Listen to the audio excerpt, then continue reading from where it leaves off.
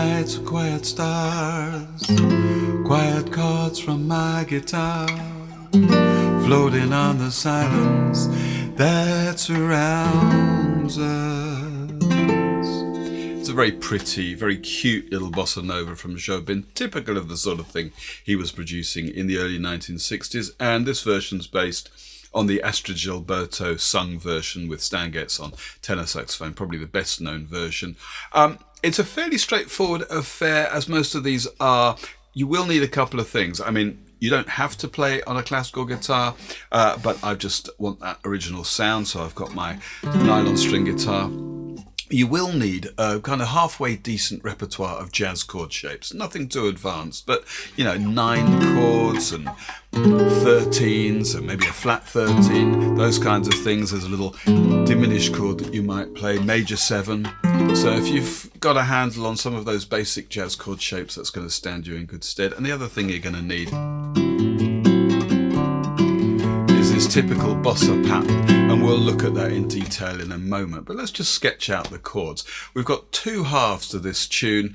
The first half is 16 bars, second half is kind of 16 bars plus a little bit on the end, and they both start with the same 8-bar phrase. So let's look at that. Now, A minor 6, I think that's what the guitar's playing, but you might play that same thing with the bass note on the 5th string at the 5th fret to make D9, because I think actually what the bass is doing on the original is alternating between the D and the A. So I would probably do that.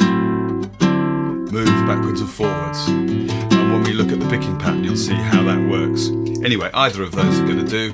Pick your bass line for now, either to be on the 6th string or the 5th string. You've got 2 bars of that, and then we're going to move to this. This is really G sharp diminished with a note on the 2nd string at the 5th fret. That's definitely part of the melody there, so, you know, however you want to think of this, it's kind of an E7 flat 9 with a G sharp in the bass, really. But I'm playing it that way. That's my G sharp diminished. Then I've got a G minor 7 shape. It's a very standard jazz chord shape here, using just my 2nd and 3rd fingers. And in common with all these shapes, I'm just going to use 4 strings every time. A bass note is probably on the 6th string or the 5th string, and then the rest of the chord picked with the 1st, 2nd and 3rd fingers up on the 2nd, 3rd and 4th strings. And here I've got my 2nd finger on the 3rd fret of the bottom string, and then the 3rd finger is barred across the 3rd fret of the 2nd, 3rd and 4th strings. Okay. Now the next chord I reckon is C9, although, you know, if you've got G minor 7, that might be enough just to move the bass note up to the 3rd fret of the 5th string for that, but it's something like that.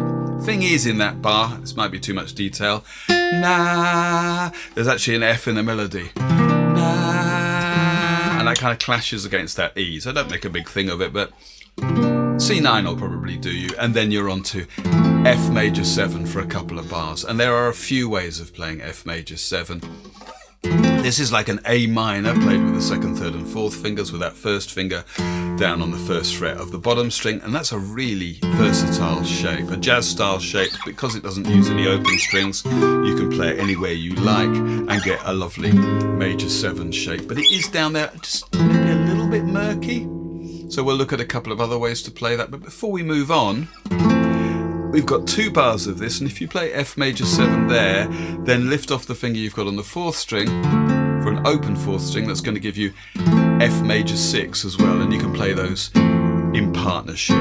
Otherwise, for F major 7, well, if you think about, this is a C major 7 shape, like a C, but with that 2nd string open. Well, if you bar on the 5th fret, you could do it like that. That's the same thing, 5 frets higher, and that gives you access to the alternating bass there between the 8th fret of the 5th and 8th fret of the 6th. Likewise, if you play this F major 7,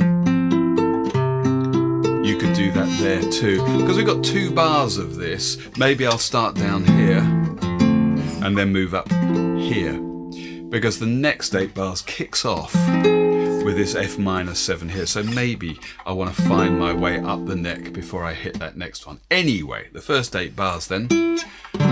Quiet nights, quiet stars, quiet chords from my guitar, floating in the silence that surrounds us. Okay, and that's the first 8 bars done. So before we go on, let's have a look at this picking pattern. I'm going to do this on the D9 shape. Let's build this up bit by bit. We've got the thumb playing, well, for this chord it's playing on the 5th string, and then the rest of the chord playing the 2nd, 3rd and 4th strings, and I'm going to pick the thumb note on the 1st beat and the rest of the chord on the 2nd beat. 1, 2 and repeat, 3, 4. And we'll just build this up bit by bit. 1, 2, 3, 4. Now if I add a little bass note half a beat before the 1st beat and half a beat before the 3rd beat, we'll have this. 1, 2 and 3, 4 and 1, 2 and 3, 4. 1, 2 and 3, 4 and 1, 2 and 3. Okay, you want to get that under your fingers. And now, that one there on the 4th beat, 1, 2 and 3, 4, you're going to need to bring that chord forward by half a beat. So anticipate it's going to be on 3 and.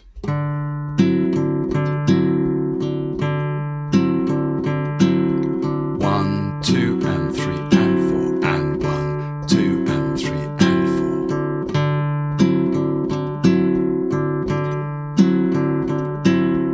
4. Okay, and that's the basic idea. If you've got a chord where perhaps your bass note is on the 5th string,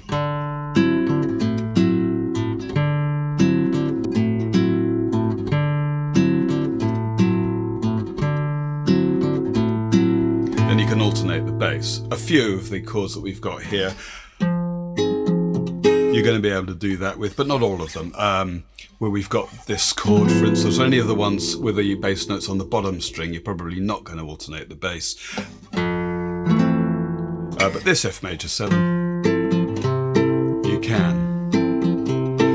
So let me just give you the first 8 bars that we've already looked at with this picking pattern. 1, 2, 3, 4.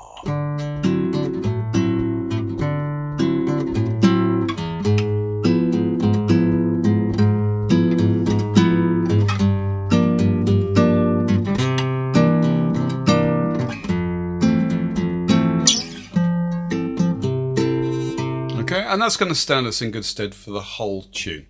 All right, let's look at the second half of the verse. Now we kick off with F minor 7 for a single bar, and then we're going to have this. I'm playing B flat 13 because what I really want here is that melody note. Na, da, da, da, da, da, da. Now it's E minor 7. Na, da, da, da, da, da, to A7 sharp 5. Okay, that B flat 13 that we played a second ago, if you lower your little finger 1 fret, that's going to give you a sharp 5 chord. And if we play that starting on the 5th fret, well, that's the A7 sharp 5. 1 bar each, and then the last 4 bars, A minor 7, just like the G minor 7 we played earlier, to D9, to D minor 7, to our G sharp diminished, A flat diminished thing. Okay, so from the top, quiet nights or quiet stars, quiet chords from my guitar, floating on the silence that surrounds us. Quiet thoughts or quiet dreams, quiet walks by quiet streams, and a window looking on the mountains and the sea, how lovely. And the second half begins exactly the same way. This is where I want to be, here with you so close to me, until the final flicker of life's ember. Now we've got a series of pairs of chords with a cascading melody. F minor 7. I who was lost and lonely, just as we had before. E minor 7. Believing life was only A minor 7, and now we've got D minor 7, a bitter tragic joke, and that's G13, so just like the B flat 13 we had before. A bitter tragic joke I found with you. Now here's a new shape. It's E minor 7 flat 5. It's a typical 2-5 in D minor. You to the A7 sharp 5 that we've already seen. And we finish off with D minor 7. The meaning of existence, G13. Oh my love. And that really is a C major 7, maybe. I think I'm going to play C6 up here.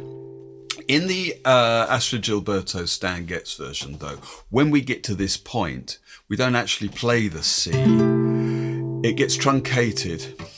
The meaning of existence, oh my love, and we go straight into another verse, so it relaunches with that D9 or that A minor 6 or whatever it is. But if you wanted to play the whole thing, you would have the meaning of existence, oh my love, and then A7 sharp 5 to send us on another chorus. And when I go for a playthrough in a minute, I'm going to play the whole thing twice through. The first time, I'm going to curtail it to the meaning of existence, oh my love, da-boo-dee, da-boo-da-doo-dee. I'll go into a sax solo there, I guess, and I'll jump in straight with that D9. But the second time through, the meaning of existence, oh my love, I'll end up with a C6. 1, 2, 3. Quiet nights and quiet stars, quiet chords from my guitar, floating on the silence that surrounds us. Quiet thoughts, quiet dreams, quiet walks by quiet streams, and a window open on the mountain and the sea. How lovely, this is where I wanna be, here with you so close to me, until the final flicker of life's ember. I who was lost and lonely, believing life was only a bitter tragic joke I found with you. The meaning of existence, oh my love.